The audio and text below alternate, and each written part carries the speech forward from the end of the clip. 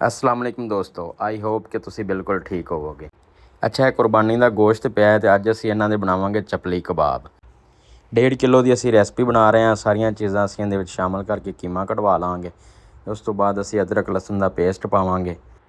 ਫਿਰ ਅਸੀਂ ਖੁਸ਼ਕ ਧਨੀਆ ਦੇ 3 ਚਮਚ ਪਾਵਾਂਗੇ ਦਰਦਰਾ ਕੁੱਟਿਆ ਹੋਇਆ। ਇਸ ਤੋਂ ਬਾਅਦ ਅਸੀਂ ਦੜਾ ਮਿਰਚ 2 ਚਮਚ ਪਾਵਾਂਗੇ।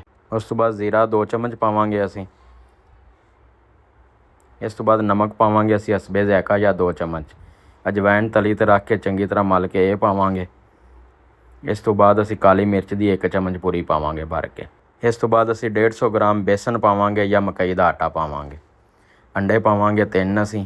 ਅੰਡਿਆਂ ਨੂੰ ਤੋੜ ਲੈਣਾ, ਅਲੱਗ ਮਿਕਸ ਕਰ ਲੈਣਾ ਅੱਛੀ ਤਰ੍ਹਾਂ। ਅੰਡੇ ਪਾ ਦਿਆਂਗੇ। ਉਸ ਤੋਂ ਬਾਅਦ ਅਸੀਂ ਲਾਲ ਮਿਰਚ ਪਾਵਾਂਗੇ 1 ਚਮਚ।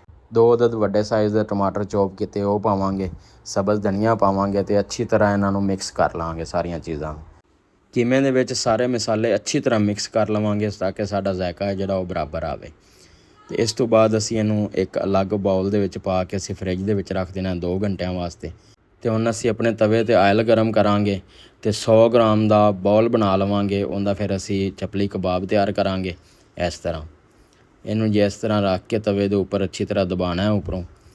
ਚਪਲੀ ਕਬਾਬ ਬਣਾ ਕੇ ਉੱਪਰ ਟਮਾਟਰ ਲਗਾ ਕੇ ਇਹਨੂੰ ਜਨਾਬ ਅਸੀਂ ਤੇਲ ਦੇ ਵਿੱਚ ਪਾ ਦੇਣਾ।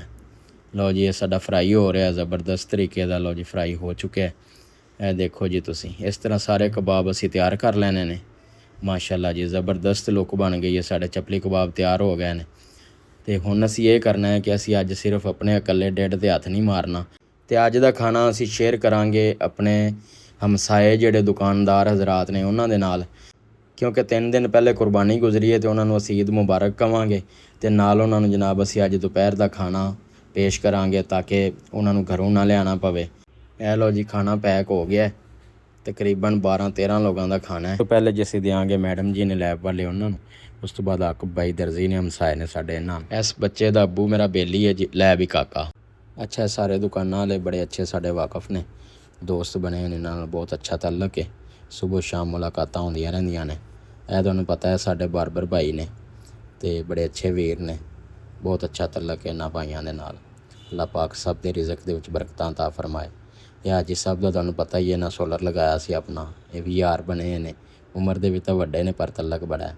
ਇਹ ਟੇਲਰ ਸਾਹਿਬ ਵੀ ਆਪਣੇ ਭਾਈ ਨੇ, ਅਬਦੁੱਲਾ ਭਾਈ। ਸ਼ੁਕਰ ਅਲਹਮਦੁਲਿਲਾ ਜੀ, ਅੱਜ ਦਾ ਖਾਣਾ ਮੈਂ ਆਪਣੇ ਦੋਸਤਾਂ ਨਾਲ ਸ਼ੇਅਰ ਕੀਤਾ ਅਤੇ ਬਹੁਤ ਦਿਲ ਨੂੰ ਸਕੂਨ ਮਹਿਸੂਸ ਹੋਇਆ। ਹੁਣ ਅਸੀਂ ਚਪਲੀ ਕਬਾਬ ਟੇਸਟ ਕਰਾਂਗੇ ਕਿ ਤੁਹਾਨੂੰ ਦੱਸਾਂਗੇ ਫਾਈਨਲੀ ਕਿ ਇਹਦਾ ਜ਼ਾਇਕਾ ਹੈ ਜਿਹੜਾ ਉਹ ਕਿਵੇਂ ਦਾ ਬਣਿਆ। ਕਿਆ ਬਾਤ ਹੈ, ਮਜ਼ਾ ਆ ਗਿਆ ਵੈਸੇ ਖਾਣ ਦਾ। ਅਤੇ ਦਿਲ ਦੇ ਵਿੱਚੋਂ ਬਸ ਇੱਕ ਹੀ ਆਵਾਜ਼ ਨਿਕਲੀ, ਵੀ ਉਸਤਾਦ ਮਜ਼ਾ ਹੀ ਆ ਗਿਆ।